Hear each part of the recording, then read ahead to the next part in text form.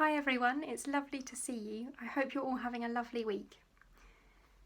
Now, in the thought for the days that you are hearing from Catherine, I know that you're thinking about courage, which is the school value for this term. With Phil, you're thinking about the gospel for each Sunday. So I'm about to start a few thought for the days thinking about prayer. And to start with, as I said before this week, it is the week of prayer for Christian unity. So I thought I would share some thoughts on prayer from a man who is not from my church but from a different church.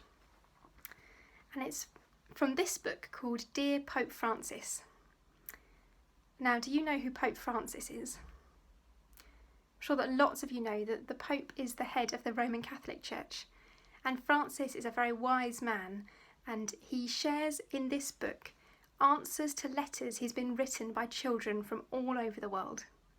And I'm going to share one of those letters with you now. It's this one. And it's by a little girl called Josephine, and she's 8 and she lives in the UK. And the letter says, "Dear Pope Francis, where is your favourite place to pray and why? From Josephine." And that is Pope Francis's reply, and I'm going to read that to you now. He says, "Dear Josephine, you know I like to pray everywhere. I can even pray at my desk or in my armchair in the living room. Many times in the evening I'm tired, so I don't go down to the church, but stay in my room and pray. I love to be in church, in front of the Most Blessed Sacrament. I do that often. I very much like to go there and sit in silence before God. But I can also find I can pray while walking, or even when I go to the dentist. I find God everywhere. Francis."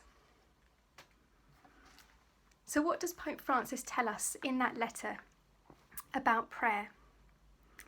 Well, he tells us that we can meet God anywhere, and he tells us that we can pray in all kinds of places. He mentions the church. The church is a place of worship that's set aside especially for prayer. And lots of different religions have places of worship of their own. But we can pray wherever we want to. And in the next few Thought for the Days, I'm going to tell you about a few different kinds of ways that different Christians pray. So I look forward to seeing you then, and I hope that you have a lovely weekend.